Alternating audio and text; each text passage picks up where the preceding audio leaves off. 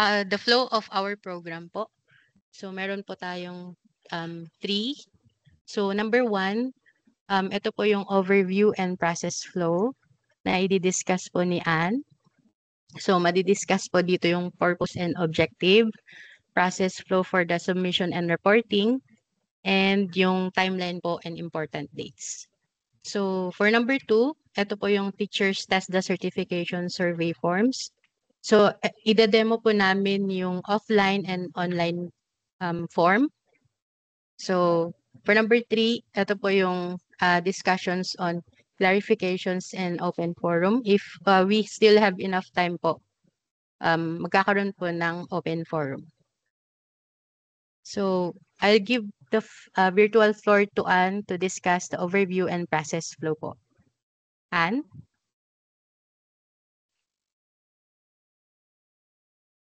Ayan, good afternoon po sa lahat. Thank you po sa pag-attend po natin dito sa ating virtual technical meeting po to provide nga po hopefully technical support sa mga sa teachers po natin after po ng meeting na ito. Ayun nga po, as mentioned nga po ni Sir Dex, this is another data collection nga po ng HR data po natin sa ng mga teachers po natin particularly. And just to give you brief overview kasi na ano naman ni Sir Dex kanina, i-iterate lang natin kasi may mga dumating din ng mga bagong participants. Sige po.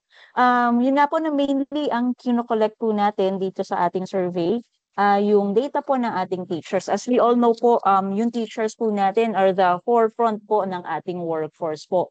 So it is only right to provide them or to ensure that they are future ready and capable po sila to provide po yung quality basic education po natin sa learners po natin.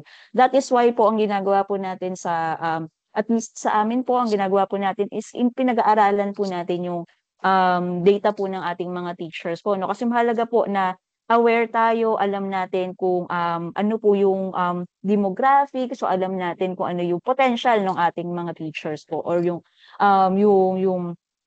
profile po nila for us to be able to optimize po yung workforce po natin. Ayan. So, we need to understand po yung kanilang profile nga po. And with that po, ang gusto po sana namin dito is mas maging comprehensive pa po yung data natin sa mga teachers po natin. Hence po, magkakaroon po tayo or ginagawa po natin tong collection na to para mas yung inventory po natin ng teacher natin, yung HR data po natin, particularly sa teachers po ay mas po siya, mas marami po tayong, mas rich po siya. Currently po kasi ang meron po tayong data ay yung sa, as you know po, as mentioned na rin ni Sir Dex kanina, na we have rolled out po yung senior high school teacher inventory po nung Q1 po of the year. Included po dito yung mga teachers po ng junior high school na na-assign po sa senior high school po. So may data po tayo na collect na ganyan. Mayroon din po tayong data ng electronic school form 7. So lahat naman po yan ng teachers natin sa school in all grade levels po. Currently po, ito po yung mga HR data po natin na na na inaral po So while meron na po tayong data ng mga to, gusto lang po sana nating ma-expand siya. Kasi right now po, ang pinag-aaralan pa lang po natin o ang tinitingnan pa lang po natin na data ay yung sa senior high school po pagdating po sa ito nga po naka-check yung pagdating po sa certification po ng ating mga teachers. Pero gusto po sana natin na mas makita pa yung ano naman yung sa ibang mga teachers po natin, yung sa kabuuan naman. Ano po yung itsura ng ating ano yung mukha ng mga teachers po natin pagdating po sa professional development po nila at sa mga iba pang certification na o-obtain po nila through TESDA po. Ayan. So, yung current data po natin, as mentioned, yung sa senior high school teacher inventory po, ang laman po nun, personal information, yung mga basic po, demographics ng teachers natin, and yung education nila, yung specialization, ganyan, tapos yung mga training po nila. However, ito po ay senior high school lang po ang focus natin dito. Maliit po yung number of teachers natin dito compared sa kung lahat ng teacher sana ay nakapagsagot. Ayun sa electronic school form 7 naman po, nandiyan naman po yung school form, yung personal information po ni teacher, pati po yung workload nila. However, medyo na-limit lang po tayo dun sa hanggang workload po nila, no? Kasi hindi po natin nakuha dito yung training data naman ng ating mga teachers. Yung po sana yung gusto nating makuha pa. Ayan.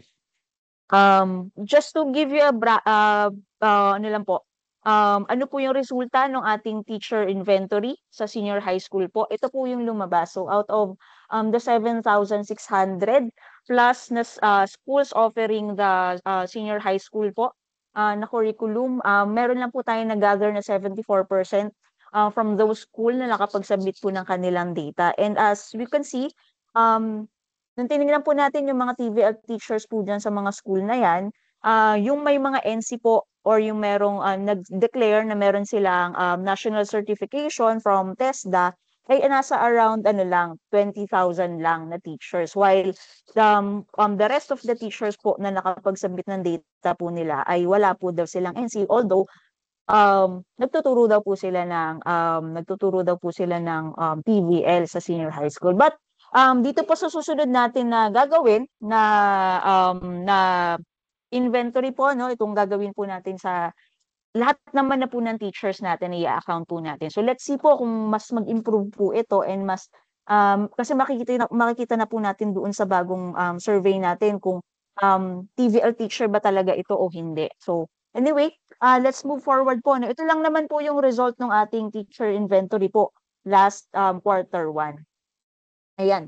Ayun nga po, no? As mentioned po, we will be conducting or we are actually conducting the teachers test, the certifications inventory survey. At ang gusto po nating makuha nga dito ay yung data po ng valid certification po na inisyu po ng TESDA. And ano po ba yung mga valid certifications po na yun? We hope na makuha po yung data natin ng teachers po natin na merong national certification, may trainer's methodology, and kung meron din po silang certification po ng kanilang assessorship. Another data point po na makukuha din po natin through the survey po is ito pong demographics po, yung parang hindi naman po siya sobrang comprehensive yung demographics na kukunin natin dito. Pero is malalaman po natin yung profile po ng teachers po natin as well as yung kanilang specializations po ano. And kung may mga senior high school teachers pa po tayo makakapagsagot, ayan, especially sila po ano, kukunin din po natin kung ano po yung, alamin din po natin yung mga subjects na hinahandle po nila. So ito po yung lalamanin o ito po yung mga data na kukunin po natin o i-collect po natin through the survey po. Ayan. So this is the memo naman po ay na-send naman na po sa ating mga regions and sa ating mga divisions. Hopefully na nabigay na rin po natin sa ating mga teachers po kasi sila po yung makakapagsagot po ng mga ito. Ayan. So, tutuloy-tuloy ko na po ito, no? Hanggang dun sa part ng magde-demo na po tayo ng ating tool. Ayan. So, for the teacher's test certification po, ano po ba yung magiging proseso po natin? Yung process flow and timeline po natin at saka yung ano po yung mga forms na gagamitin po natin. Ayan. So, for the process flow po, for the accomplishment, collection, and reporting po ng teacher's test data certification data, tatlong steps lang naman po yan, ano? First is yung accomplishment of the survey form, tapos submission of the test certificate data, and then yung collection po and reporting po ng ating data po, ano? Meron po tayong isang layer po, ano, which is ang magtatrabaho na po nito is yung ating mga nasa division po. Kayo po, mga nasa division at kayo pong mga nasa regional office po, ano? So, for the accomplishment po ng ating tool, hanggang sa submission po, 2 weeks lang po ang inalat po natin dito kasi we see naman po na hindi po siya ganun ka hirap, no? Na sagutan dahil sobrang straightforward lang po yung ating tool po as well as yung i-collect na data po sa inyo sa mga teachers po natin. So yan po ano yung accomplishment of the survey form and then submission of the data po ano si DepEd teachers po ang magsasagot po niyan at ang responsible po na mag-complete niyan. So, ang binigay lang po natin is from November 10, which was last Monday, this week's Monday, and then until November 21 po. Next Friday po yun. So, maiksi lang po yan, yes, pero we hope na is po yung submission rate natin. And we're sure naman po na kayo pong nandyan ngayon, mga kasama po natin ngayon, ay matutulungan naman po tayo pagdating dyan. Kasi we will ensure na submit po yung mga teachers po natin sa mga respective regions and divisions po natin. Tayo po na nandito ngayon sa meeting ang responsible for the monitoring po ng submission po ng mga teachers po natin. Don't worry, we will discuss further paano po yung magiging monitoring po ninyo. Ganyan.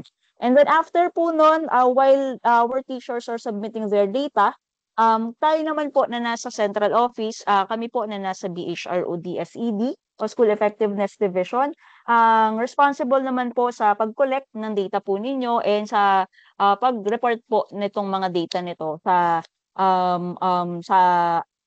sa main office po, sa office po natin at saka po sa region po and division po. Kapag meron na po tayong data na na-collect. Ayun po, ito po yung timeline po natin. Starting next week po, we will begin the collection po since magsasabit naman po kayo, nako-collect na po namin yun. So, magsa-start na rin po kami mag-check ng mga submission po ninyo para aware din po tayo kung kumusta po ang nagiging submission po ng ating mga teachers po sa division and regions nyo po.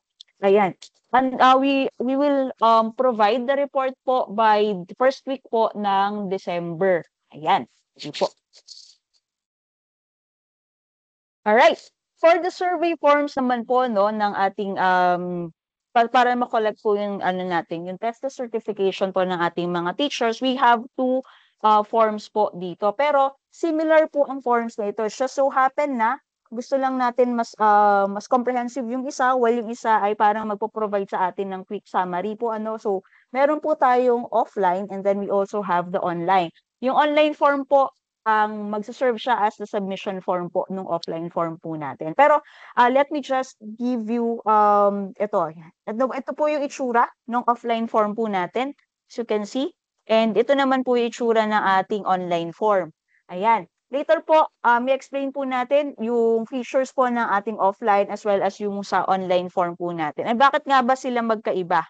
At bakit ito ida-download pa while yung isa magsasubmit ka na lang ng data?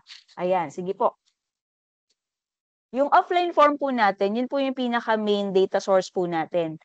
Kumbaga kung ano po yung sinubmit ng teachers po natin o yung na-accomplish po nila sa offline form po, tapos isa-submit po nila dun sa online, yung nasa offline po yung gagamitin natin o yung nasa sasubmit po nila na file, yun po yung gagamitin natin as the official po. Although, yung isasubmit naman po nila na data sa ating online form, gagamitin po rin po siya for naman po ito, for quick summary view po ng data po na na-provide po sa atin ng mga teachers po natin. Ayan. Ito pong nasa offline. Let's go back to the offline. Meron po kasi itong mas comprehensive po yung data na hinihingi nito.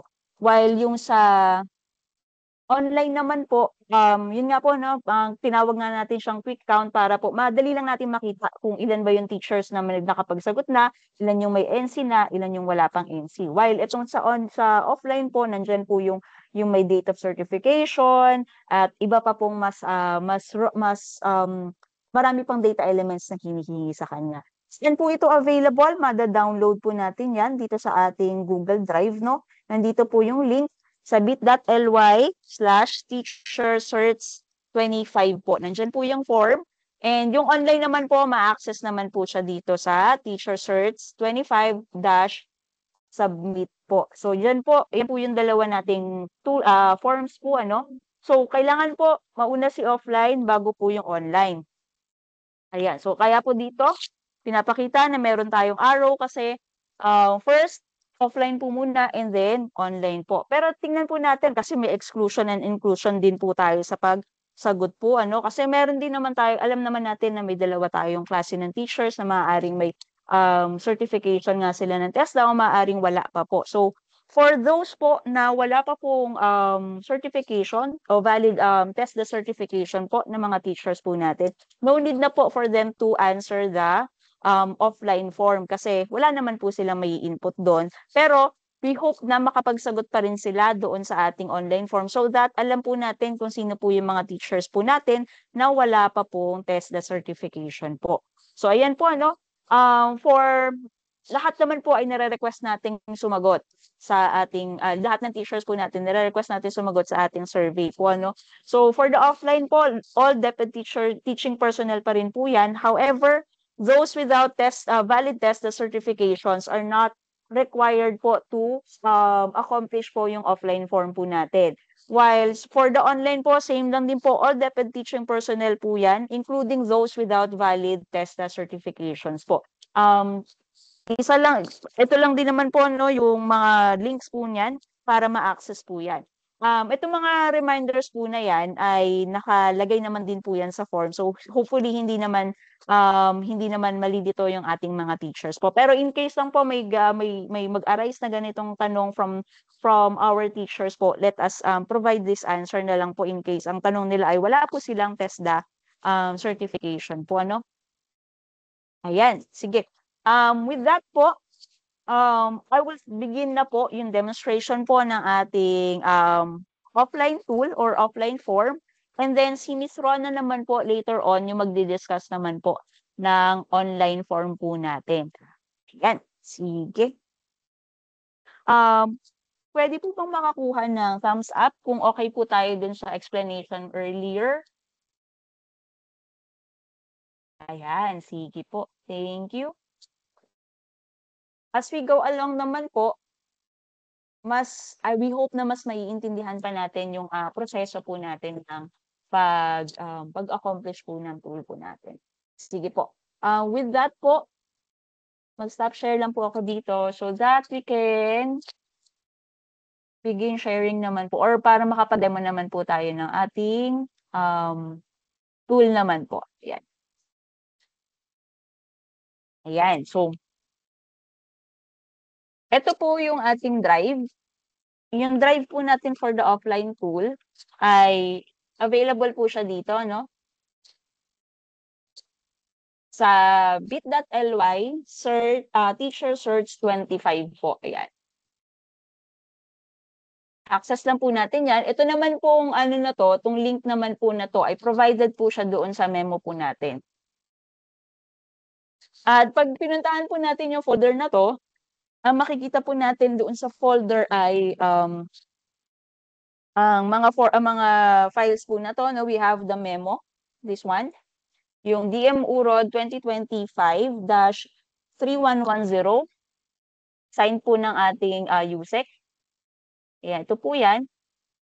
Tapos yung advisory po natin ng postponement po nung suppose na November 10 po natin na meeting. Ayan. So, yan po yung makikita natin dito. For your reference naman po yan. And then yung offline tool po natin. Yung offline tool po natin, hindi po natin sasagutan o hindi po natin ipapasagot sa mga teachers natin dito po sa ating drive. Kailangan po na i-download po nila itong tool natin. Itong tool po natin na to ay macro po siya. May macro siya. So, we need to block po yung macros po nito. Later po, papakita natin how we're gonna do that po, So, ito lang po ang i-download natin. Pasabi po sa kanila na ito lang po may nakalagay na download, ang i-download po na file po. Paano po natin yun i-download? Para maiwasan po natin yung pag-share o pag-request ng access dun sa mismong tool. Ganito lang po siya. So, i-click lang po yung file. And then, ito pong meron download button po dito or download icon po dito. I-click lang po natin yan para ma-download po natin siya. Another option po is to click po ito, yung hamburger menu po dyan sa gilid. Tapos, download lang po natin siya. Ito, download. Ganun lang po mag-download. Once downloaded naman po yan, makikita na po natin yan sa ating downloads folder po So yan. So ito na po yung na-download po natin na file. Kung meron po kayong sariling folder for Mas okay po kung meron na po kayo na create na folder po ano para sa or yung mga teachers po natin mas okay na may na-create na silang folder. For the purpose of presentation po, nag-create na po ako ng isa pang folder dito. So, mas madali ko po siyang ma-demonstrate po sa inyo. Ito po yung file. So, as mentioned po kanina, kapag ka po may macro po yung file po natin o yung mga binibigay po na tool po sa atin, ang need pong gawin is to unblock po yung macros po natin. So, paano natin yun gagawin? Nandito na din po sa file na sa folder po natin yung process ng pag-unblock po ano. So, dito nakalagay na ang gagawin natin is magra-right click doon sa downloaded file na may macros and then isa-select po yung properties. Tapos po, yung general tab, ito po yun. Tapos, meron po dun sa baba na yung security part po, may nakalagay po dyan na unblock, ititik lang po yun and then apply and then okay. Yung proseso po na yan ay nandito naman po sa ating folder po na nasa Google Drive po. Sige po, i-try po natin ano. Ayan. So, ito na po yung na-download po natin na file. Nilipat ko lang po sa isang folder para mas makita po natin siya. At mas ma-organize po natin. Sabi po natin kanina, ira-right click yung file. Ayan. Tapos properties po. Ito po yung lalabas sa properties po, ano? Ayan. So, dito lang po sa general tab, may makikita kayo ditong unblock dito sa may security part. Ayan. Security, unblock po natin. And then, apply po natin. Tapos, saka po natin i-okay. So, pagka okay na po yan siya, pwede na po natin i-open yung file. Yan. Minsan po, may mga security pa na makikita dito. Ang lumalabas po dyan is, mayroon dito nakalagay na i-enable pa po yung content, ganyan. Katulad po nitong ipapakita natin. Kita natin siya. Minsan po lumalabas pa tong ganito, security risk, tapos po may lalabas po dyang enable content. Pa-inform na lang po ang ating mga teachers na kailangan po nilang i-enable po yung content po. Pero kung wala naman po, no need naman po to do anything po. Continue lang po natin. So pag inopen po natin yung file, pag inopen po ng mga teachers natin yung file, ang unang-una po nila makikita is yung instruction po. Nandito po yung instruction regarding po dun sa mga TESDA, sa mga teachers po na walang TESDA certifications po ano. So para lang unang-una pa lang alam na nila kung sasagutan ba nila, itutuloy ba nila yung pagsagot nito or hindi na po. So yan. So kung okay naman po na meron silang test, may ire-report sila na TESDA certifications po nila, continue lang po nila yung pagbasa ng instruction po natin. So sa instruction po natin, ipapakita po dito kung paano po natin i-accomplish yung tool o yung survey form po natin. Yung survey form po natin, may 3 parts po siya, no? So we have first the teacher profile, and then yung pag-input po ng senior high school subjects taught, and yung TESDA certification na po. Yan po yung last part. Pero, ayun, ito nga po dito, no? Kailangan lang po ma-determine muna nung teacher natin na sasagot kung sila ba ay mag-online ba, diretso online ba sila, or offline po ang kanilang pagsagot po, o sasagutan pa nila yung offline nila. So, yun. Let's assume po na ako as the teacher po ay meron po akong TESDA certification. So, dito po ako, babasahin ko po ito, alamin ko po kung paano po ako mag-accomplish. So, dito po for the teacher profile po, i-complete lang po yung profile by providing po the following information po, no? So, yung personal information po, first name, middle name, and then last name po, ano? Tapos, yung position title po, meron po tayong drop-down for that, drop-down list for that. Only teaching positions lang po ang makikita po natin dyan. And then, yung grade levels taught po. So, sa-select lang din po natin sa drop-down po, no? Yung sagot po natin dito, yun po yung magde-determine kung sasagutan ba ni teacher yung, o sasagutan ko ba as the teacher yung section 2 or yung part 2 po ng ating survey form po, ano? And then, ilalagay din po natin yung employee number, school ID, tapos yung school name po.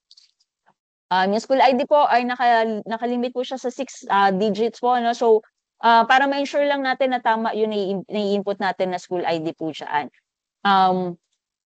Kung reporting po si teacher sa multiple schools po, input lang po natin kung saan naka-lodge po yung item po niya. Yung school information po nung school, kung saan po siya naka-lodge yung kanyang item. And then for the region and division naman po, drop down lang din po yan. Ano po? If in case po yung division po ay bago, pakipili na lang po o select na lang po yung previous division po ng school po natin. Ayan. Ito nga po yung sinasabi natin kanina na itong grade level taught po na to, ang magde-determine po kung kakailanganin pa bang sagutan itong section 2 po natin, which is yung senior high school subjects taught. Kung hindi naman po kailangan, iba po yung magpa-prompt po dyan. O iba po yung nakasulat po dyan. Mamaya makikita po natin kung ano po yung sinasabi po natin na ano ba yung pagkakaiba. Sige po. Sasagutan lang po ito kung ang teacher po natin o kunwari po ako na sumasagot, ang pinili ko po ay may senior high school po akong tinuturuan. So kung ang sagot ko po para dito sa grade levels taught ay merong senior high school, sasagutan ko po siya. Kung hindi naman po, skip ko na po tong section na to o tong portion na to ng survey form po natin. Ano po yung mga kailangan i-input po dito? Kailangan po munang i-select yung curriculum, ilagay yung mga core subjects, academic and or tech pro subjects po na yan, na na-assign po sa akin as the teacher po. Ayan. After po niyan, ilalagay naman po natin yung test the certification na po natin, ano? So, ang general instruction lang naman po dyan is to select po natin o piliin po natin yung mga teachers po natin, yung lahat ng valid and unexpired test, the certifications po nila from the drop-down lists po natin, no? Yung next naman po natin is to input po yung date po ng certification po no particular test, the certification na yon. And then, meron lang po tayong nilagay dito na yung mga certifications issued from November 2020 lang po ang pwede nating ma-accept or i-allow po natin na accepted po. Ayan. Then, review your entries po. And then, click confirm and save po to finalize po yung data po natin. Ayan. For the national certification po, ang kakailanganin lang naman po dito is, ayan nga po, no? Select lang po natin yung sector para po mapili natin yung kung anong course po yung kinuha natin for the national certification. In cases po na parang na maraming NC level po yan, multiple levels po, kunin na po natin yung pinakamataas na level po na na-attain po natin para dun sa particular course po na yun. Ano? Mamaya makikita naman po natin kung paano natin yun o paano gagawin dapat ng mga teachers natin po yan.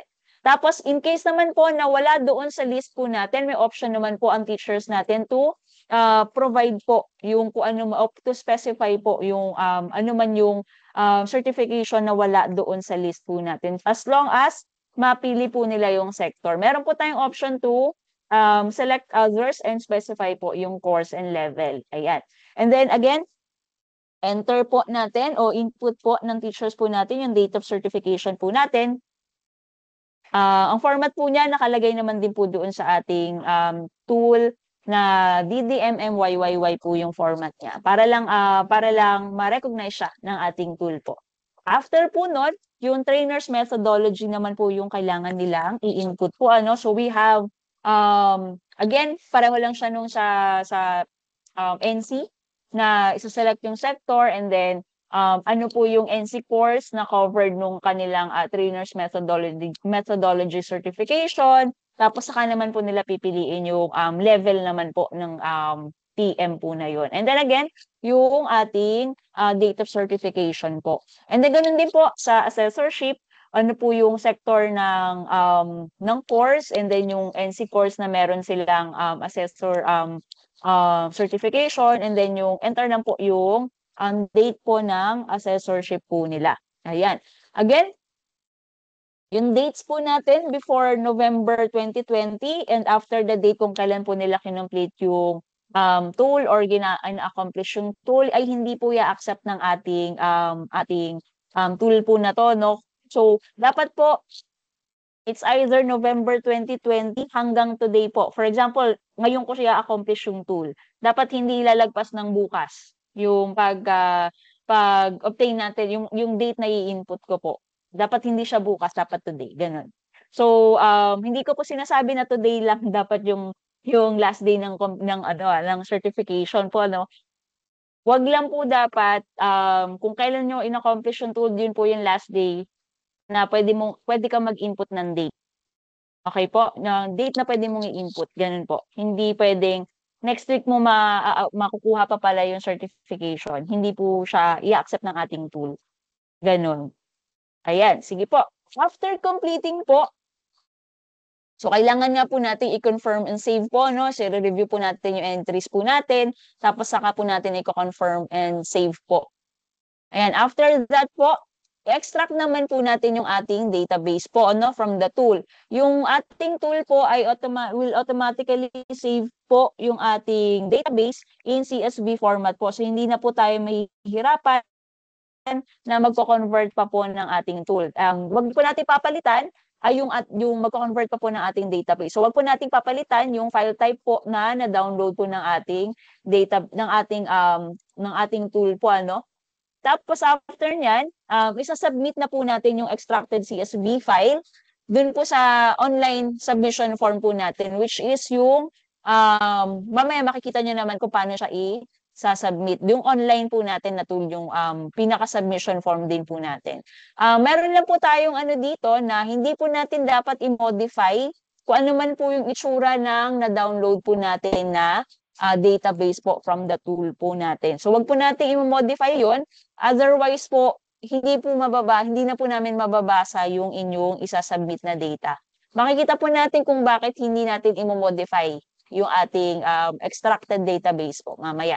So for any corrections na kailangan po nating gawin, kailangan lang po natin balikan yung ating tool and then i-correct po natin doon and then mag-save din po ulit tayo, confirm and save lang po and then i-re-extract po natin yung database po natin para ma-modify po natin yung isa-submit po natin na database po sa submission form po natin. Ganun naman po siya, wag po tayong mag-edit doon sa mismong na download po natin na database po. Ayan. So, saan po available ang tool na to again?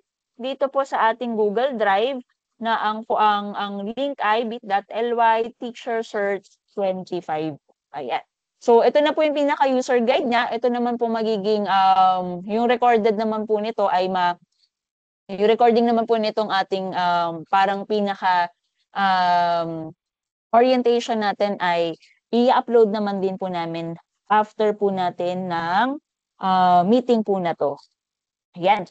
Sige po, try na po natin, ano. So after po niyang instructions, dito na po tayo pupunta sa valid certification po na sheet.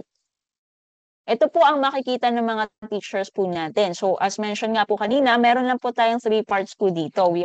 First po natin is the teacher profile. Ito po yung subjects po, ano, itong section na to, itong part na to. Ito po yung senior high school subjects. Tapos meron din po tayo dito. Ito yung pangatlo. Ito yung pinakamahalaga. Ito yung meat ng pinag-uusapan natin ngayon. Itong test the certification po. Ayan, nandyan na din ulit. Reiterate lang po natin yung instruction natin, yung general instruction natin dito. Ayan. Since downloaded naman na po ito sa aking file, hindi ko po mamomodify yung naka-upload po sa ating drive po, ano. Ayan, sige po. Try po natin, no? So first, kailangan lang po daw ma-complete po itong profile natin. Hindi ko na ipapalitan to. First name, M. Ayan, ganun lang naman po siya. And then yung position title po, select lang po natin. So, lahat lang po ng teaching personnel ang nakalagay po dito, no? So, again po, lahat po ng teaching personnel po natin ng DepEd, yung may plant clear item po, sila po yung nire-request nating magsagot po nito. At po yung sinasabi natin kanina na yung magiging sagot po natin dito ay nakadepende po siya sa kung ano po yung grade level na pipiliin natin dito. So sabi po natin, kung meron po tayong pinili na senior high o nagtuturo po tayo ng senior high school, saka lang po tayo ma-allow na magsagot po dito. Kung hindi naman po, kung tayo ay nagtuturo lang ng junior high school, ito po ang lalabas diyan. Not required po tayong magsagot. So naka-gray pa rin po ito, meaning hindi po tayo o hindi po sasagot ang ating mga teachers po sa section 2. Kung sila naman po ay nagtuturo ng senior high school, tsaka lang po sila makakapagsagot sa portion na yan. Let's say po, nagtuturo po ng senior high school at ito po ang kanilang school, employee ID. Ayan. Tapos, ang school ID po ay, kunwari, yan yung school ID niya. Tapos, name ng school. Tapos, pipili lang po ng region dito. Nakadepende po yung division sa kung ano po yung pinili na region. In case po na may bago pong division sa region na yon at belong po yung school ko dun sa bagong division, pipiliin ko po yung division ng yung dating division po ng school ko. Let's say po Manila po yung dati kong division. Tapos since ang pinili po natin dito ay purely senior high school po yung tinuturuan ko o na-assign po ako sa purely senior high, pwede ko na pong sagutan yung section na to dahil ito naman po ay para sa subjects na tinuturo o na-assign po sa teacher po, ano. So, sabihin na natin, K-12 curriculum. So, lahat lang po ng makikita natin dito na core subjects and yung academic subjects and yung TVL subjects ay manggagaling lang po sa curriculum na to. So, ayun po, no. Kung sakali naman po na ang pinili ko dito ay try lang natin i-complete na. Ayan. Kung sakali naman po na ang pinili ko po dito ay strengthened senior high school curriculum po yung ginamit natin, magbabago po yung drop down po natin dito. So, yan. Tapos, tingnan lang po ulit natin, ano? Kailangan lang po natin i-complete tong part na to. In cases naman po na hindi po tayo nagtuturo ng academic o kaya naman ng Tech Pro or ng TVL subjects or kahit ng core subjects, pero naka-assign naman po tayo. Kung ano lang po yung mga tinuturuan nating subjects, yun lang po ilalagay natin dito. In case po na hindi kayo nagtuturo ng academic, huwag po natin siyang lagyan. Or kung hindi naman kayo nagtuturo ng TVL or Tech Pro, huwag po natin siyang lagyan. Leave blank lang po natin. Kung core lang po yung na-assign sa atin, okay lang po yun. Wala naman pong problema doon. Ayan, so, yan po, kunwari, okay na po tayo sa pagsagot dito sa part ng subjects ng senior high school. Pwede na po tayo mag-proceed doon sa ating test the certification po. Again, nakalagay na po dito kung ano yung pinaka-general process po natin, no? First, siselect lang natin yung NC or yung sector po ng NC na kinuha po natin, and then i-enter po yung date kung kailan natin na-obtain po yung certification po na yun, ano. Those issued from November 2020 onward lang po yung pwede natin ilagay po dito. Ayan. Ito po yung itsura ng ating tool. So we have the sector, kung ano yung certification or yung course, and then yung kung kailan tayo na-certify, and then yung validity po nun. Ilang taon pa po ang yung certificate po ninyo. So inano lang po natin to sa 5 years po, ano. So, try po natin. Kunwari po, pinili po natin na sector ay creative sector. Tapos, meron po akong NC ng film and video production. Kailangan lang po natin ilagay. Kapag hindi pa po natin nako-complete ito, nakikita po natin dito, incomplete details po. Ibig sabihin po, meron po tayong hindi nalagay na data pa. So, nakalagay naman po yung format, DDYYMM. DDMMYYY. 02/2024. Ayan. So, sabi dito, meron pa akong 3 years and 3.5 years pa po para dito sa NC na to. Ayan. Na-mention din po natin kanina na kapag multiple NCs naman po, no? Meron akong multiple NCs para dun sa isang course na yun. Pero, nakuha ko na po halos lahat. Parang nagja-jump-jump na ako. Katulad po nitong sa Agricultural Crops Production NC1, meron 2, tapos meron din pong 3. Kung nakuha ko na po yung 3, ito na lang po ang pipiliin ko. Hindi ko na po pipiliin yung 1 and 2. Tapos, kailan ko po siya na-obtain? 03 let's say, hindi naman po necessaryong chronological yung pag-i-input po natin dito. Basta lang po tama yung paglagay po ninyo ng date po, yung format po ng date po natin. So yun, again, lalabas po yung remaining years po para dun sa NC na yun. So, ganun po yung pag-input po natin for the NC po, ano?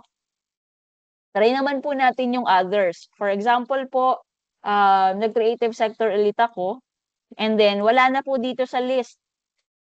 Ayan. So, pwede po yung others, tapos input ko po dito yung kung ano man po yung course po na yon. Let's say po, NC1 po yung course po na yon. Ayan. Tapos, lalabas na po yan dyan. And then again, yung date po ulit, kung kailan ko nakuha yung certification na yon. So, yan. Ganun lang naman po ang pag-input doon ng mga NCs po ng teachers po natin. Pwede pong pumili lahat po ng available po no ng pwede nating ma-input po na NC na valid pa po. Nag-allot lang po tayo dito ng up to 30. Up to 30 lang po yan na NCs. Makakount naman po siya as we input po yung mga NCs po natin. Baka lang po, hopefully po, enough na po yung NCs na yung slots po natin na inalaw or nilagay po natin dito. Kaya din po natin pinapakuha na lang yung pinakamataas po na NC na nakuha nila for a particular course para po hindi na po nilang input o hindi na po mga teachers natin yung lahat ng NCs nila na kumbaga meron naman ng next level sila na obtain po ano. So yun.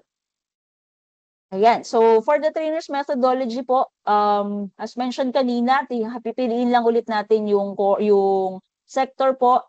Let's say po nag-creative and then yung course po natin. Dito po sa may mga course po, yung NC course, hindi po natin dito nilagay yung mga levels na po ano kasi alam naman po natin na kapag trainers methodology po ay kailangan po nakuha na po nila yung highest po doon sa NC na yon, sa course po na yun ano. So ganun lang po natin ang ginawa lang po natin dito is kung ano po yung mga courses po na yon nang wala pong NC level. So ayan. So sa yung TM level na lang po yung kailangan specify nung ating ng ating teacher po. Let's say sa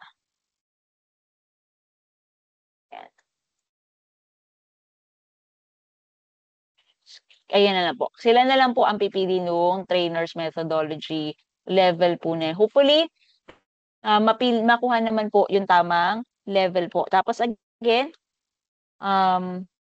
ilalagay lang po yung date po kung kailan nila na-obtain yung NC na yun. Ay yung yung TM level na yun. O yung TM na yun. Ayan. Ganun din po sa assessor. Yung course na lang po yung ipipiliin natin. And then, kung kailan po siya nakuha. Ayan. So, ganun lang po, ano. After po niyan, ang next po natin is after na-input po, i-review po natin kung tama. And so, tama naman siya. Kailangan na po nating i-confirm and save po siya. Tapos, lalabas po ito. Ayan. In case naman po na may kulang kayo, na data, let's say, eto. Magkakaroon naman po ng ganito, incomplete data po siya. So, need lang po nating i-confirm and save. Again, ensure po natin na complete po yung data natin. Ano po?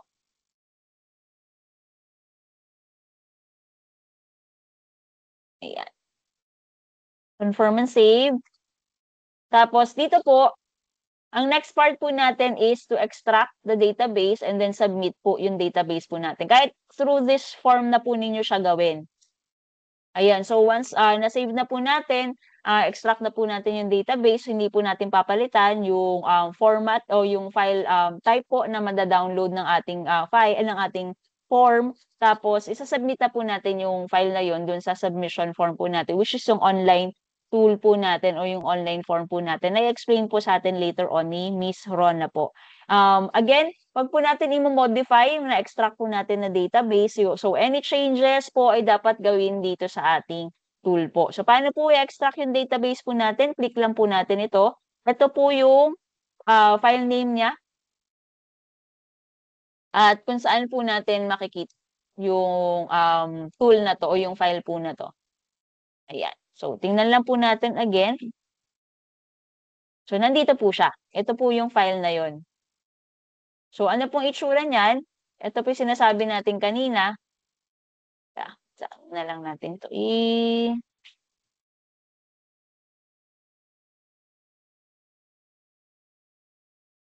Teka.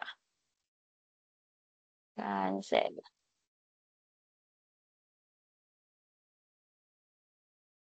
Para makita lang po natin bakit ayaw po nating ipa-open po sa or ba ayaw po nating um, ayaw natin siyang ma-edit po ano, at hindi siya magpapakita. Pero ang itsura po kasi nun ay para siyang gibberish po. So, wag po nating papalitan 'to. Wag nating babaguhin yung file type niya po. Hayaan lang po natin siya as kung paano po siya na-download nung tool po natin. Ayan. So, yun po yung isa-submit sa atin. Ito po yung submission. Ayan. Later po, i-explain po ni Rona yung submission po natin, yung process po ng pag-submit po natin ng file po. Ayan. With that, ibibigay ko na po ulit, ibabalik ko po kay Rhonda para ma-explain naman po niya yung sagot naman po sa ating online tool po na to, which is ito pong nakalink po sa mga to. Again, kung kayo po o yung mga teachers po natin ay wala po silang valid na test certification po sa ngayon, didiretso po sila sa online tool po natin. Ano po? Sige po. Maraming salamat po. Rona, you may explain na po or demonstrate na po yung ating online tool na po. Thank you. Hello po. Dinig po ako.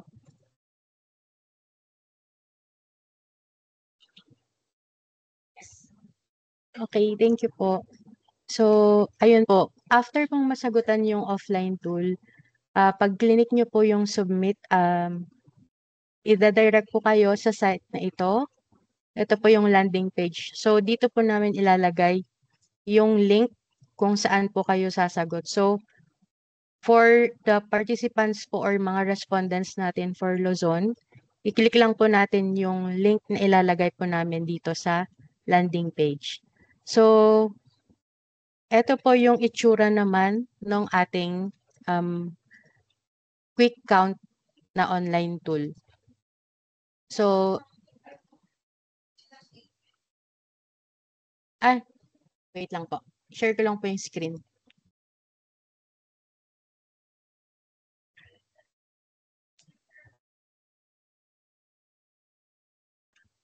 Ayan. Kita po ba yung screen ko? Thank you. So, ito po yung demo form ng ating quick count tool. Ayan. Ito po yung sa first part, ito po yung explanation ng ating online tool. So, makikita po natin yung memoranda dito pag clinic natin tong link na ito. So, ayan. I-record po automatically yung ating email address. Then, proceed po ako to next.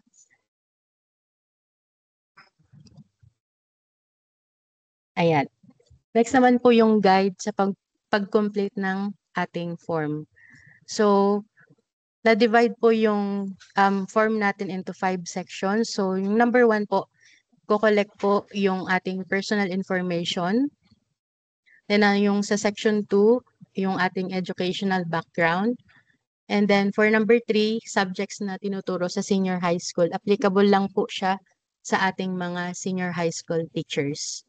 And then, section 4, dito po i-collect yung valid TESDA certifications which include all currently valid national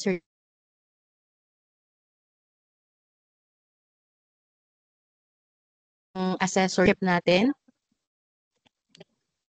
And then, sa section 5 po is yung school information. Once submitted na po yung form, makaka-receive po tayo ng email And then, doon po natin pwede i-edit yung form if meron po tayong need baguhin or i-update.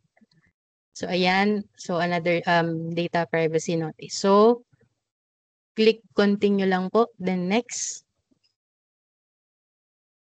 So, ito po yung section 1, personal information of the respondent. So, encode lang po natin yung last name, first name, middle name, and then for position title. Then, sa employee number po natin. And then, sa birthday po, format po niya is date, month, year. Then, sa number 7 po is yung sex or gender. Then, next. Sa section 2 po, ito po yung educational background.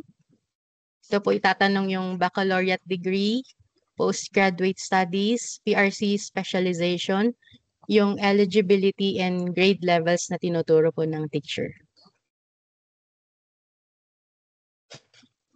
Ito po. Click lang po natin. Select.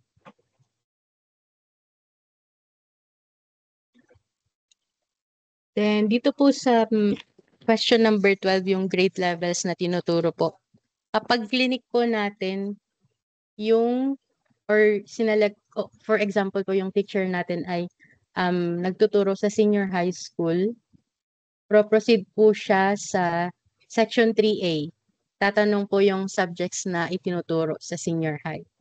Pero kapag yung teacher po ay hindi po nagtuturo ng senior high school, proceed po siya sa valid TESDA certification na section po. Ito na po yung question on TESDA certificate. So for example po, pinili ko yung purely senior high school. Ayan. Click lang po natin kung anong curriculum yung itinuturo. For example, K-12 curriculum. Then next, ito po. Select lang po natin yung subjects sa K-12 curriculum. For example, for 4 subjects po, oral, communication, then for applied, NTREP, for example po. Then para sa specialized, for example lang po, basic calculus. Then, next, ito na po yung section 4A. Ito na po yung questions or pag-gather ng data on the valid TESDA certificate. So, kapag nag-no po, proceed po siya sa school ID and school name verification. Pero kapag nag-yes po tayo, ayan, sunod-sunod na po yung questions on the national certifications, trainers, methodology, and assessorship. So, for example po, dito sa valid national certification, I would like to reiterate lang po na pag sinabi nating valid, ito po ay certified since November 2020, gaya po ng in-explain ni Ann kanina. So, na-divide po itong national certification natin and trainers methodology tsaka yung assessorship into 5 parts po. So, yung number 1 po is yung natural resource extraction. Andito po yung NCs on agriculture and fishery. So, kung wala po kayong NC on agriculture and fishery, check or select lang po natin yung not applicable. Kapag wala po sa list, click po natin tong others and encode po natin properly yung title ng NC or course natin. So make sure lang din po na kapag na-check natin tong not applicable, wala na po kayo dapat i-check sa list ng courses. Then next. So for part 2 po, ito naman po yung industry on manufacturing and construction. So ito po yung NCs sa automotive and land transportation, construction, electrical and electronics, footwear and leather goods, tapos furniture and fixtures, garments, HVAC-R, metals engineering, and processed food and beverages. So, same lang din po sa part 1. Kapag wala po, check po natin yung not applicable. Kapag wala sa list, others po, then encode.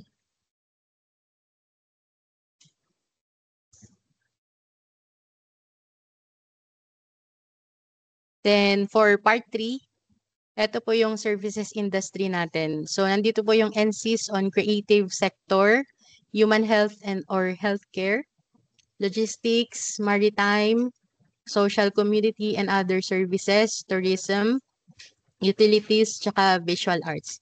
So same process lang din po. Kapag wala po kayong NC, not applicable, and kapag wala sa list, check po natin yung others then encode properly.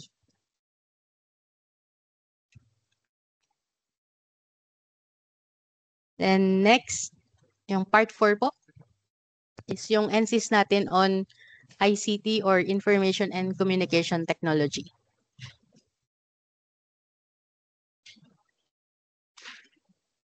Then for number 5, ito po yung Trade and Commerce. So, yung NC po natin dito ay Wholesale and Retail Trading. So, same lang din po. Kung wala, not applicable.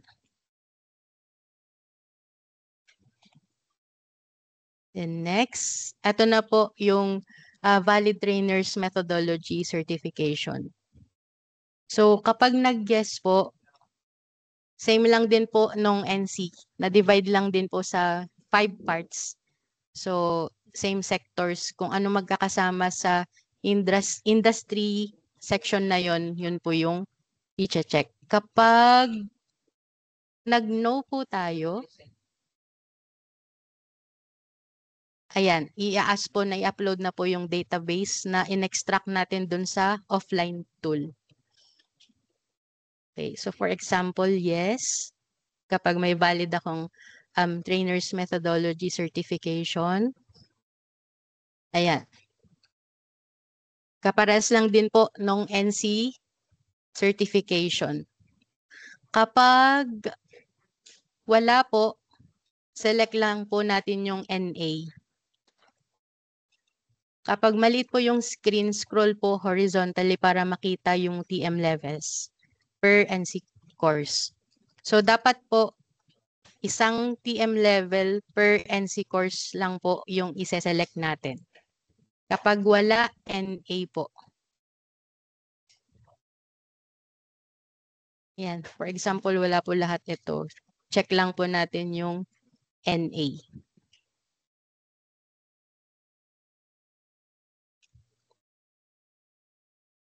Yan.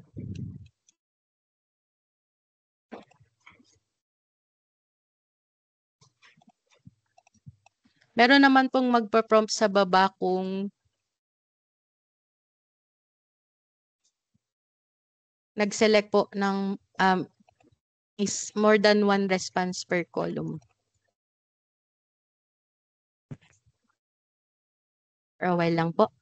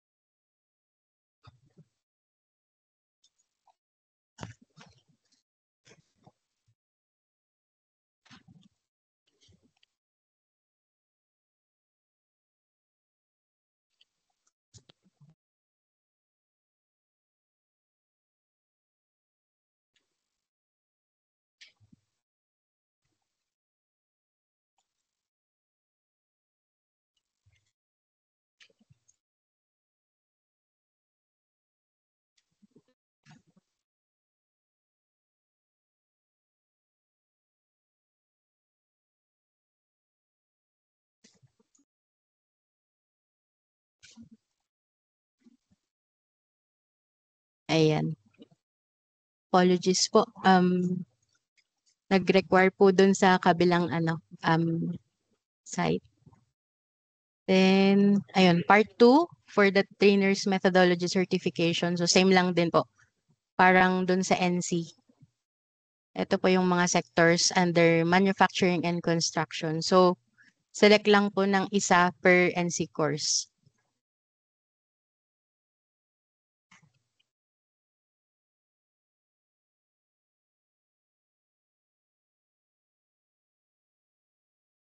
Yan, part 3.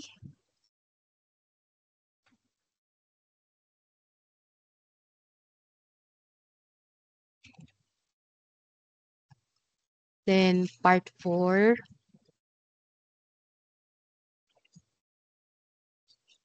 Then part 5.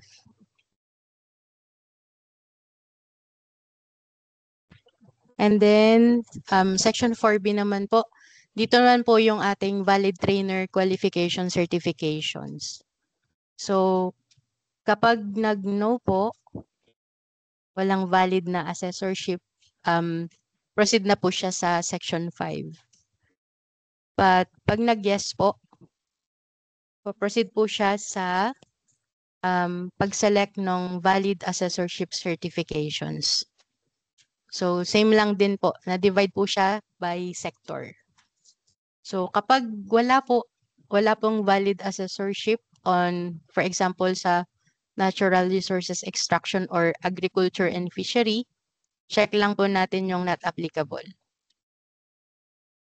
Ayun, same lang din po. If na-check po yung not applicable, dapat po wala na pong ma-check or maseselect na courses below. Yan. 2. Then number 3, services. Then for number 4, ICT sector. Then for wholesale and retail trading. Yan. Sa pag-upload naman po ng database natin. So dito po natin i-upload yung na-extract natin na CSV file na sinagutan po natin doon sa offline tool. So dapat po hindi natin binabago yung file type para po tanggapin yung ating i-upload na database. So for example po, in cases na need i-update or i-resubmit po yung extracted na file, meron din po tayo ditong section na kung saan i-upload po natin ulit yung database na updated. Dito po sa number 23B. Dito po i-upload yung mga updated na database only po.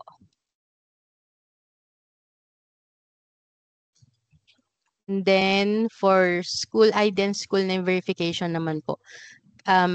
I-click lang po natin itong link na ito para i-search po yung school ID or school name. So yan, dadirect po tayo sa web tool. Yan. So for example, alam ko po yung kabisado po yung school ID, then search.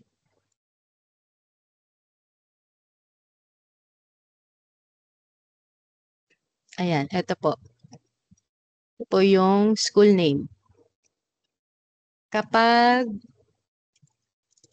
school name naman po yung isa-search natin, type lang po natin yung first word ng school. For example, Bangged North Elementary School, then search.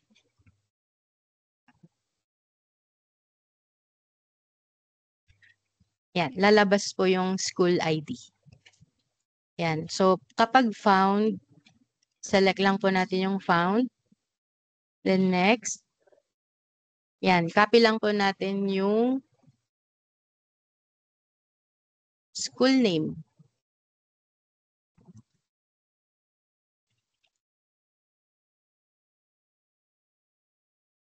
Then yung school ID.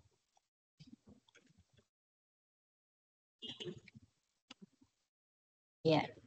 Then next po is yung region division natin. So, i-update pa po ito. Depende po kung anong island region kayo kasama. So, i-divide po namin into 3 major island groups. So, kung kasama po kayo sa Luzon, Luzon na region division lang po yung lalabas dito.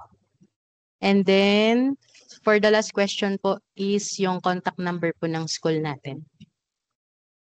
Then, ayan po. Click lang po natin yung submit. Then, that's all po for the online or quick count tool. Thank you po.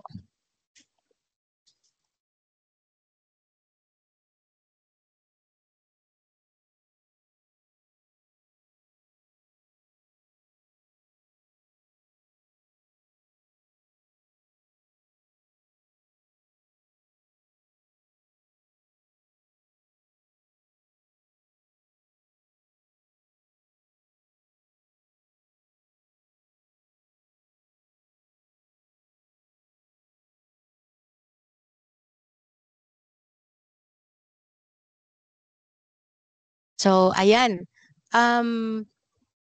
Ito naman po tayo sa part ng ating meeting.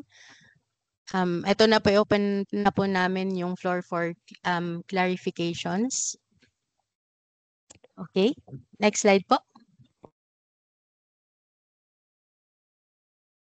Ayan. So, before that, we will discuss po the rules and responsibilities po para sa ating data collection. Ayan, sige Han? Rona, thank you po, no, oo. Since, 3 po kasi dapat yung ano natin, yung end po ng meeting natin. Pero since nag-start naman po tayo ng, parang 1:45, so extend na lang po natin yung ating meeting until, 3:30 siguro, or until ma-discuss po natin itong ating, yung iba pa nating kailangan ma-discuss po ano. And for the ano na lang po, iko-collect na lang po namin yung mga concerns po natin na ma-raise po doon sa ating group chat, for later po ano. And, try po natin na masagutan pa po yung ibang mga questions there before po tayo mag-end po ano. Ayan, sige po. If time permits lang po, ayan. For the roles and responsibilities po ano ng ating, dito sa data collection po natin ng, TESDA certification po ng ating mga teachers po natin. So, bawat office po ay meron pong mga roles and responsibilities po. Yung mga nakasama po natin ngayon from the division and from the region, sila po yung, responsible po din sa pag-monitor and provide ng technical assistance po. So, paano po bang magiging itsura po niyan? So, firstly po, yung mga teachers po natin, sila po yung responsible po sa pag-accomplish po and pag-submit po ng kanilang mga data, using po yung ating mga survey forms po na na-discuss na po kanina.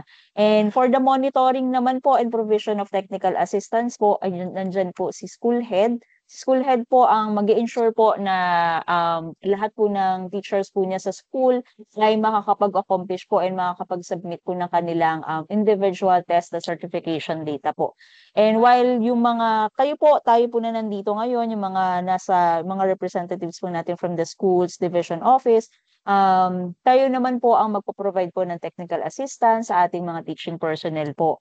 Ayan, kung sakali man po may mga questions sila regarding po dun sa mga na-raise na din po natin kanina or na-present na po natin kanina. And we have to also ensure na ensure po natin yung teacher compliance po natin within our respective divisions po. Ganun din po ang monitoring and we are also responsible for the monitoring and validation po na ating data po ng nasa-submit po ng ating teachers to ano. Not necessarily naman kailangan nyo i-check isa-isa, pero we just have to ensure po na meron pong nasa-submit yung ating mga teachers po. For the representatives naman po from the regional offices po, we also have to provide po yung technical assistance po sa ating mga divisions and then monitor po yung submission po ng data ng ating mga teachers across po our respective regions po. From us naman po, dito sa central office po, kami po yung mag-handle po nito. Ano po?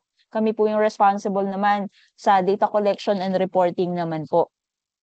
Specifically po, kami po yung responsible po in providing you the technical assistance po sa mga representatives natin sa ROs and divisions po, no? Kasi tayo po yung magkakausap po dito. And then, for the monitoring and validation po ng data na masasubmit po sa atin through the forms po, through the online form po. Ayan, ensure din po namin na nasasubmit po natin sa deadline. So, magkakaroon po tayo ng monitoring which later on we will discuss also kung paano po yung magiging itsura niya o kailan niyo po yun makikita po ano. And kami natin po ang responsible po sa pag-generate po and pag-share po nung submission status and yung mga reports po natin, quick counts, ganyan sa dito po sa ating dito sa central office down to the divisions po. And kami na rin po ang responsible sa pag-consolidate nga po pag-clean and analyze po ng mga submitted data po natin. And then ultimately kami po ang responsible also to prepare in preparing the report po on the teacher's test, the certifications inventory po. That is why po very crucial po yung roles po natin kasi magpo-provide po tayo ng technical assistance po sa teachers po natin. Hindi lang po sa school kundi sa teachers po natin talaga siya didiretso. Ayan. So yun po maiksi lang po yung time na binigay natin for the collection po. Hopefully by next week po ay ano naman po natin siya, ma-accomplish po natin siya. Ayan, sige po. Next po nito, for the common concerns naman po natin, ito po yung mga na-anticipate na po natin na possible na maging concern po natin. Pero kung may mag-arise po while the teachers are accomplishing the tool, ganyan, you can always contact us naman po, ganyan. So for this po, for the common concerns po,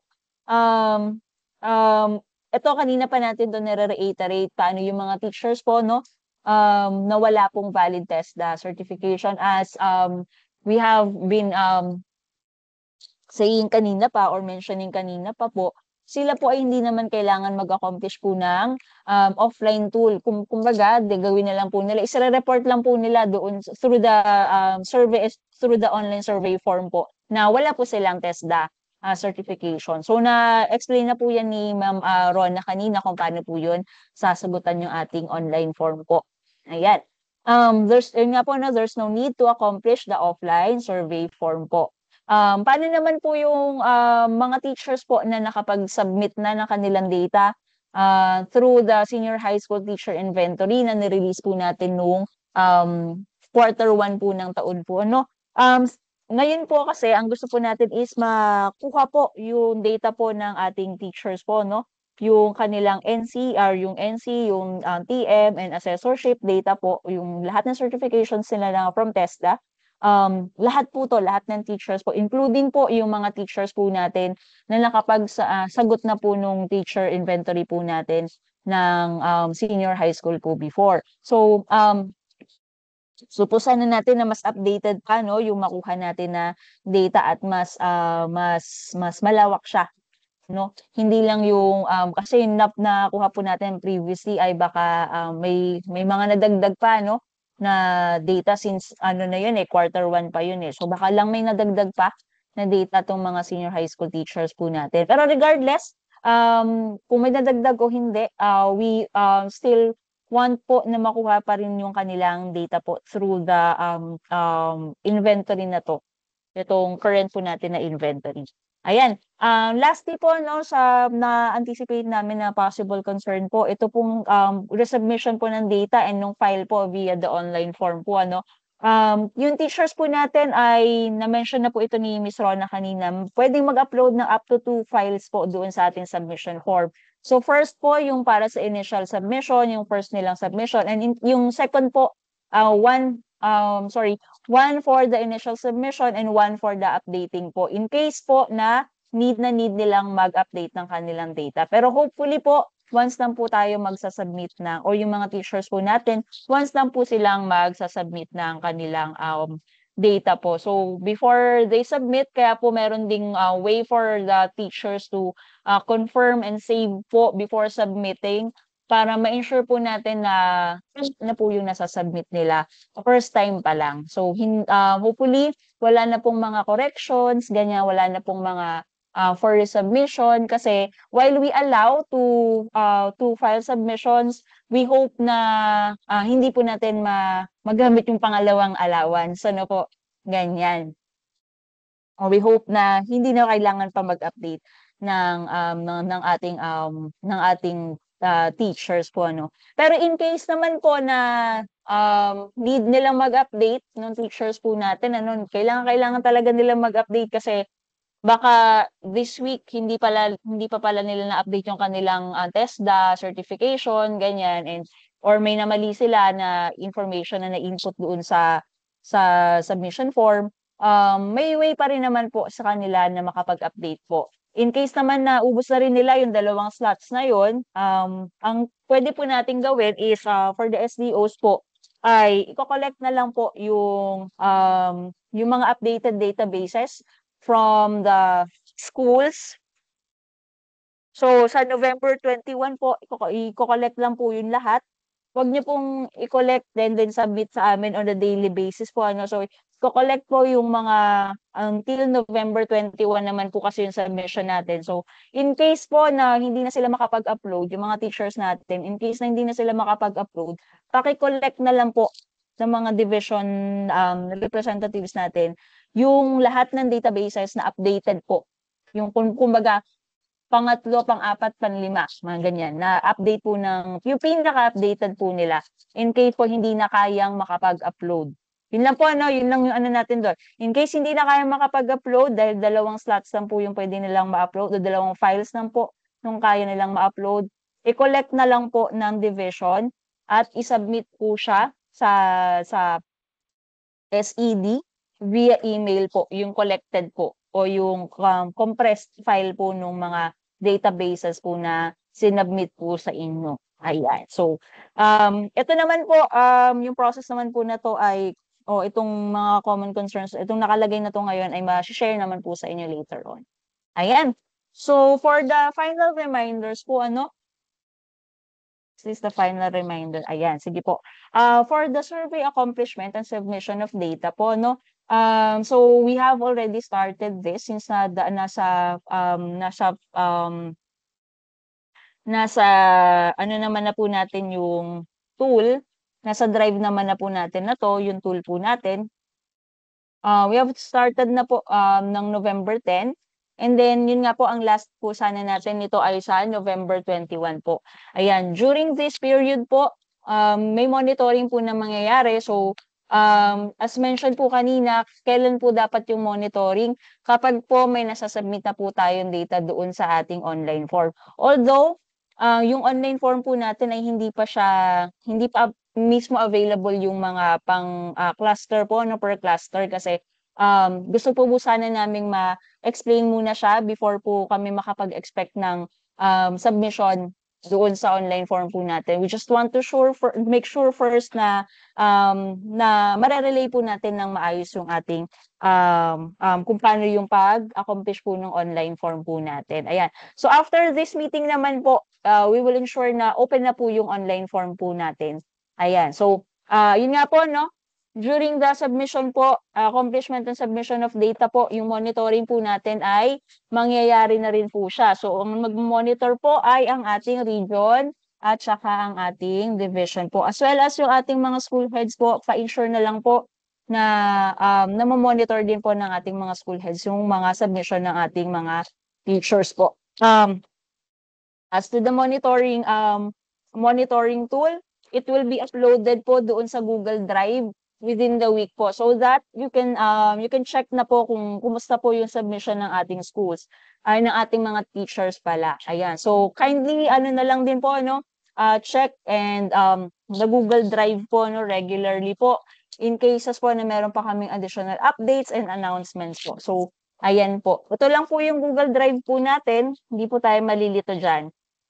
Teacher certificates, 25 lang po yan. Tapos again, papakita ko lang po ulit itong, ayan, para lang po mabalikan natin, for the offline form, lahat po ng teachers po natin ay mag-accomplish po nito, except po yung mga walang valid TESDA certifications po. While yung sa online po, lahat po talaga ay mag-accomplish po niya. Andiyan naman po yung link kung saan nyo po yan ma-access lahat. Ayan.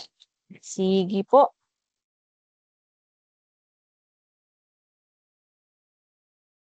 Ayan. Ito naman po yung mga dates po natin, Ayan. Sige. Ibabalik ko na po kayo kay Miss Rona. Hello po. So, isasend ko na po sa group chat yung evaluation link and you can also um, access the link dito po sa ating QR code na naka-flash sa screen. Okay. Miss Rona, siguro pwede tayong accommodate ng mga questions dito sa chat, ano? May nakita kasi po ako. Hello, naririnig ba ako? Yes Ayan, po. sige po.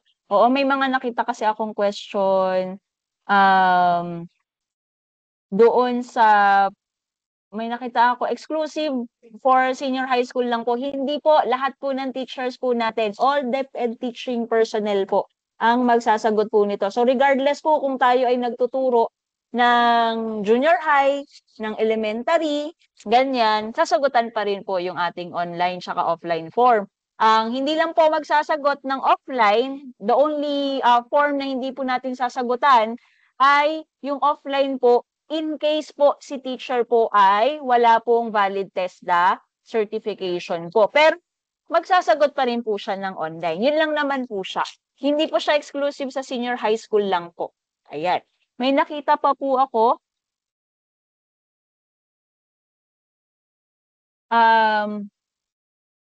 Nakapagsagot yung teacher na may NC sa online kahit kahit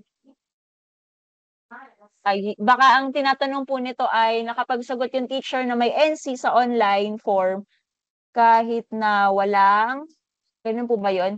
Pero sige, again po ano ang puwede lang pong sumagot sa offline form po natin yung mga teachers po natin na merong valid TESDA certification po. Across all levels po ito, hindi po sa senior high school lang.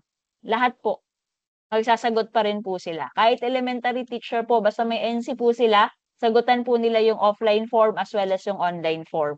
The only time na hindi magsasagot si teacher po ng offline form ay kapag wala po siyang NC or wala po siyang valid TESDA certification po. Pero, dapat sumagot po siya ng ating online form po. Ayun po. Sana po malinaw po ayun, no? Okay. Yung mga ALS teacher po natin, pwede po silang sumagot kung meron po silang TESDA certification po.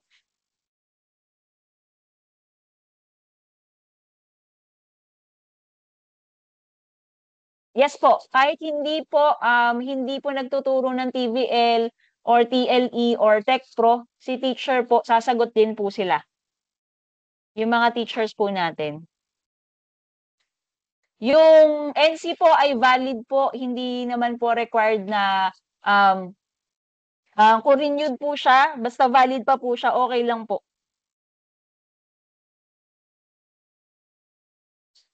Yes, we will share po yung recording po nitong video and demonstration po natin. Yes po, pati po kinder teacher po, elementary hanggang senior high school teacher po, magsasagot po sila. Kapag expired na po yung NC po o yung certification po ng TESDA, from TESDA, hindi na po natin isasama doon sa form po natin. Hindi po natin isasama sa sagot po natin. So valid lang po. In case naman po mag-input kayo doon ng invalid na date po, hindi naman po siya tatanggapin ng form. Ipo-prompt naman po tayo. Ayan. Sige po, for the other questions po, ayan, so sabi dito, kapag po expired na ang TESDA certificate, need pa ba isama sa offline? No po, hindi na po kailangan, valid lang po. Valid and unexpired po na TESDA certificate po yung kailangan nating ma-input po doon sa tool po natin. Ayan.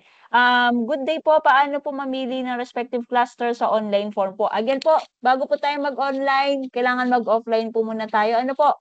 Pero mag-online ka lang po diretso kapag ka po wala kang wala kang TESDA certification po. Yun nga po, na-mention ko po kanina na yung atin pong yung mga link po for the each cluster po ay ilalagay na po natin after ng meeting po natin. Hindi lang po namin muna nilagay para po ma-ensure na we are on the same page po.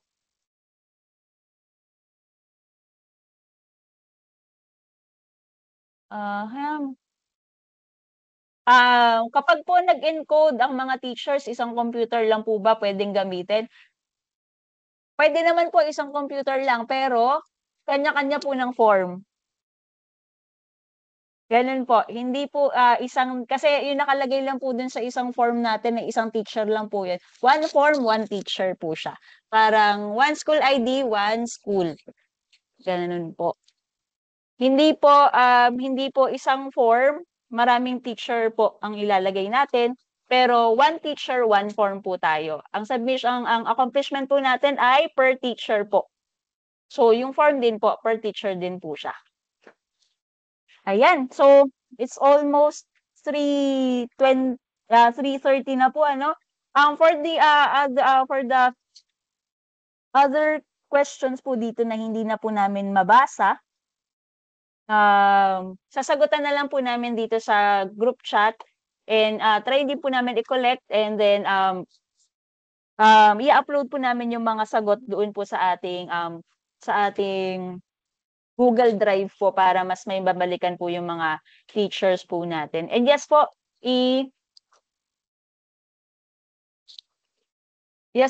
yung recording po nito ay i-upload din po namin once matapos po siya. Yung offline data po natin, isa-submit po siya doon sa online tool po natin. Ayan.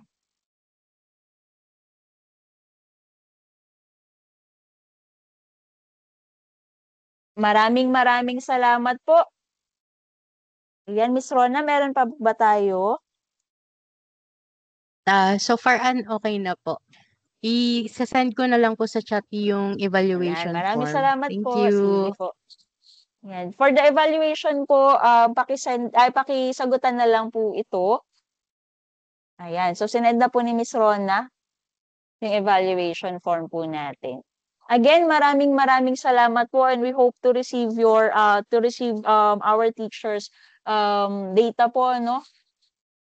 Starting po today since mapoprovide naman na po yung mga links po nun. So, ayun po. Again, thank you for attending po. And, ayan. Thank you po.